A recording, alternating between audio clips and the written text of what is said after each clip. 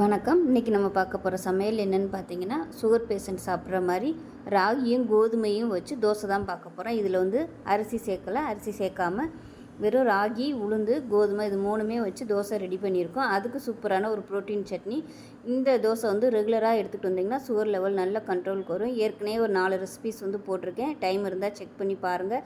வாங்க இப்போ இந்த தோசை எப்படி செய்யலாங்கிறத பார்க்கலாம். இப்போ ஒரு பவுலில் உளுந்து வந்து நல்லா 2 மணி நேரமாக ஊற வச்சுட்டேன். இது வந்து நான் ஃப்ரிட்ஜில் வச்சு எடுத்திருக்கேன். நான் மிக்சியில் போடுறதுனால சூடு ஏறிடுங்கிறதுனால ஃப்ரிட்ஜில் வச்சுருக்கேன். மெஷரிங் கப்பில் வந்து 1/2 கப் அளவுக்கு உளுந்து எடுத்திருக்கேன். உளுந்து எடுத்து நல்லா 2 மணி நேரம் ஊறிடுச்சு. இப்போ தண்ணியை இருத்துட்டு மிக்சி ஜாரில் சேர்த்துக்கலாம்.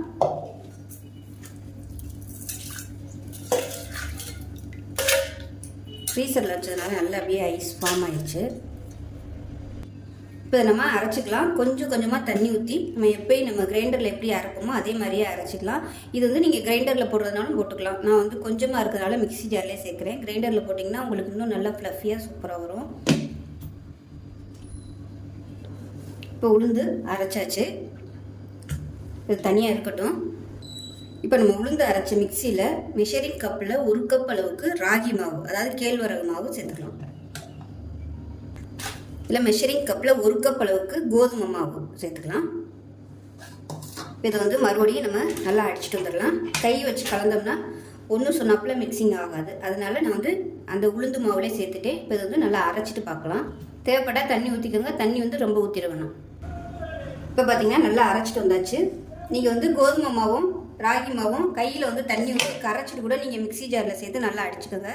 நான் வந்து எல்லாத்தையுமே ஒன்றா போட்டதுனால கொஞ்சம் சிரமமாக இருந்துச்சு. ஏன்னா மாவு வந்து கொஞ்சம் ட்ரையாக இருக்கும் இல்லையா, அதனால் மிக்சி ஓடுறதுக்கு கொஞ்சம் சிரமமாக இருந்துச்சு. கொஞ்சம் கொஞ்சமாக தண்ணி ஊற்றி இந்த அளவுக்கு நான் வந்து ஓரளவுக்கு அரைச்சி எடுத்து நீங்கள் வந்து நல்லா கெட்டியாக கரைச்சிட்டு மிக்சி ஜாரில் வந்து அப்படியே அந்த பேட்டரை ஊற்றி நல்லா மிக்ஸ் பண்ணிக்கோங்க.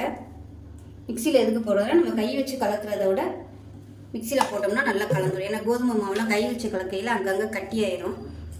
அதனால் ஒன்றா மிக்சிங் ஆகாது. அதுக்காக மிக்சியில் போட்டு நான் அடிச்சிட்டேன். இப்போ உப்பு போட்டலாம், உப்பு போட்டுக்கலாம். இப்போ மிக்சியை அலசிட்டு பாருங்கள், கொஞ்சோண்டு தான் தண்ணி இருக்குது. அதை வேஸ்ட் ஆக்க வேணாமேன்னு ஊற்றுறேன். நான் ரொம்ப வந்து தண்ணி ஊற்றிட வேணும். இப்போ இதில் தேவையான அளவுக்கு உப்பு சேர்த்துக்கலாம். நான் வந்து 2 டீஸ்பூன் அளவுக்கு உப்பு சேர்க்குறேன். பத்தலைன்னா நம்ம தோசை ஊற்றையில் சேர்த்துக்கலாம். இப்போ வந்து கை வச்சு நல்லா கலந்து விட்டுக்கலாம். இதில் வந்து நான் வெந்தயம் போடுறதுக்கு மறந்துட்டேன். நீங்கள் வந்து விருப்பப்பட்டால் வெந்தயம் போட்டுக்கோங்க. சிறுதானியங்கள் வந்து எப்பயுமே சீக்கிரமாகவே புளிச்சிடும். அதுக்கு வந்து 6 மணி நேரமே போதும், கரெக்டாக வந்துடும். ரொம்ப நேரம் 8 மணி நேரம் 10 மணி நேரம் புளிச்சிங்கன்னா மாவும் நொறுன்னு வந்துடும், புளிப்பு ஏறிடும், தோசையோ இட்லியோ ஊற்றுறதுக்கு வராது.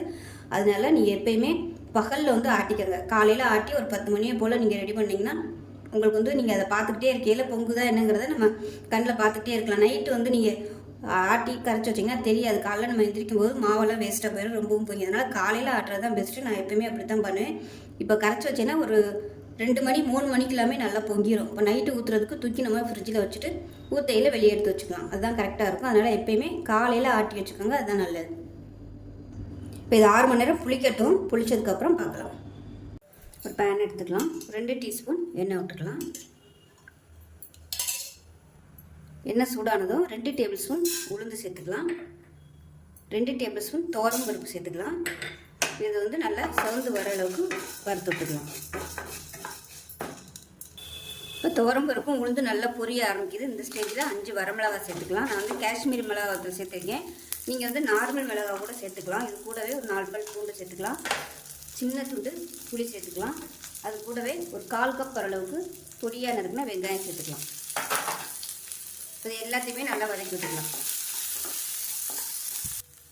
இது எல்லாமே நல்லா வதங்கிடுச்சு. இப்போ கேஸ் அமர்த்திடலாம். அமர்த்திட்டு நல்லா ஒரு 1/4 கப் அளவுக்கு துருவன தேங்காய் சேர்த்துக்கலாம். இப்போ இதை வந்து வறுக்கணும்னு அவசியம் இல்லை, அந்த சூட்லேயே பரட்டி விட்டிங்கன்னா போதும். இது ஆறுனதுக்கப்புறம் அரைச்சிட்டு பார்க்கலாம். இப்போ வறுத்த எல்லாத்தையுமே ஒரு மிக்சி ஜாரில் சேர்த்துட்டேன். இதில் ஒரு கைப்பிடி அளவுக்கு கருவேப்பிலை சேர்த்துக்கலாம். இதை கொஞ்சமாக தண்ணி ஊற்றி ரொம்ப நைஸாக இல்லாமல் கொஞ்சம் கரகரன்னு இருக்கிற மாதிரி அரைச்சிட்டு பார்க்கலாம். இப்போ நம்ம சட்னி அரைச்சாச்சு. ஒரு பவுலுக்கு மாற்றிக்கலாம். நான் வந்து நல்லா கெட்டியாகவே அரைச்சிட்டேன். வேணும்னா நீங்கள் தண்ணி ஊற்றி கலந்துக்கலாம். இப்போ தண்ணி ஊற்றி நல்லா கலந்துட்டேன். இப்போ அதோட சேர்த்துக்கலாம். இதை நீங்கள் கெட்டியாக அரைச்சிங்கன்னா துவையலாகவும் யூஸ் பண்ணிக்கலாம். இப்போ இதில் கடுகு, உளுந்து, கருவேப்பிலை, ஒரு 2 வரமிளகாய், பெருங்காயம் போட்டு தாளிச்சிருக்கேன். இப்போ அதை சேர்த்துக்கலாம். அவ்வளோதான். இப்போ மாவு எப்படி இருக்குன்னு பார்க்கலாம். இன்னும் நல்லா புளிச்சிருச்சு. இது வந்து இன்னுமே புளிக்கும். வெந்தயம் போட்டிருந்தீங்கன்னா இன்னுமே வந்து நல்லா அப்படியே பொங்கி வந்திருக்கும். வெந்தயம் சேர்க்காதனால அந்தளவுக்கு பொங்கலை ஓரளவுக்கு, ஆனால் நல்லா புளிச்சிருச்சு. பார்க்கையிலே உங்களுக்கு தெரியும் நல்லா பபிள்ஸ் வந்து நல்லா நிறைய வந்துருக்குது. நம்ம வந்து தோசையாக ஊற்றிக்கலாம். கரெக்டான அளவில் இருக்குது. இதுக்கு மேலே நம்ம வந்து தண்ணி ஊற்ற வேணாம், லைட்டாக மிக்ஸ் பண்ணி விட்டுக்கலாம். நீங்கள் செய்யும்போது மறந்துடாமல் கொஞ்சமாக வெந்தயம் சேர்த்துக்கோங்க. இப்போ தோசைகள் நல்லா காஞ்சிருச்சு. நம்ம வந்து தோசை ஊற்ற ஆரம்பிச்சிடலாம். நான்ஸ்டிக்கில் ஊற்றினா அந்தளவுக்கு கிறிஸ்பியாக வரமாட்டேங்குது. அதனால் நான் வந்து இந்த இரும்பு கல்லை எடுத்து வச்சுட்டேன். இது வந்து காயறதுக்கு தான் டைம் ஆகும். காஞ்சிருச்சுன்னா நல்லா சூப்பராக வரும். மேலாப்பில் எண்ணெய் விட்டுக்கலாம்.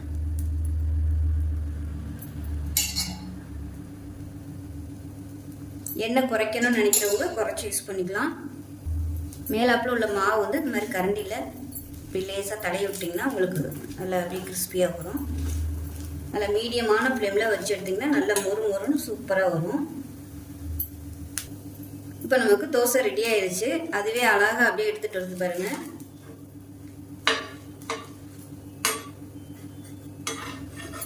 நல்லா அருமையாக வந்துருச்சு. இப்போ இதே மாதிரி இன்னொரு தோசை ஊற்றிக்கலாம். கல் வந்து ஊத்தையில் ரொம்ப சூடாக இருக்கக்கூடாது. சூடாக இருந்துச்சுன்னா தண்ணி ஊற்றி சூடு குறைச்சிட்டு ஊற்றிக்கோங்க. இல்லைன்னா மாவு திரண்டுட்டு ஒழுங்காக வராது. இப்போ ரெண்டாவது ஊற்றின தோசையும் சூப்பராக ரெடி ஆகிடுச்சு பாருங்க. நல்லா டைம் கொடுத்து எடுத்திங்கன்னா நல்லா உங்களுக்கு மொறு மொறுன்னு வரும்.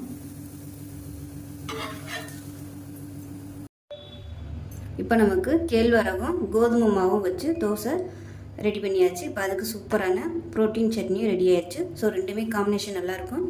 டயாபெட்டிக்காக இருக்கிறவங்க இந்த மாதிரி செஞ்சு சாப்பிடுங்க. என்ன சாப்பிட்றதுன்னு யோசிக்காமல் இந்த மாதிரி வெரைட்டியாக செஞ்சு சாப்பிடலாம். ஏற்கனவே பார்த்தீங்கன்னா டயாபெட்டிஸ் சாப்பிட்ற மாதிரி ஒரு 4 ரெசிபிஸ் வந்து போட்டிருக்கேன். சட்னியும் தோசையும் போட்டிருக்கேன்.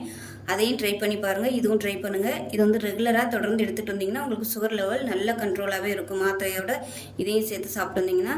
ஸோ செஞ்சு பாருங்கள். செஞ்சு பார்த்துட்டு எப்படி வந்துச்சுங்கிறத சொல்லுங்கள். வீடியோ பிடிச்சிச்சின்னா லைக் பண்ணுங்கள், கமெண்ட் பண்ணுங்கள், சேனலை சப்ஸ்கிரைப் பண்ணுங்கள், பக்கத்தில் உள்ள பெல் பட்டனையும் ப்ரெஸ் பண்ணுங்கள். நன்றி.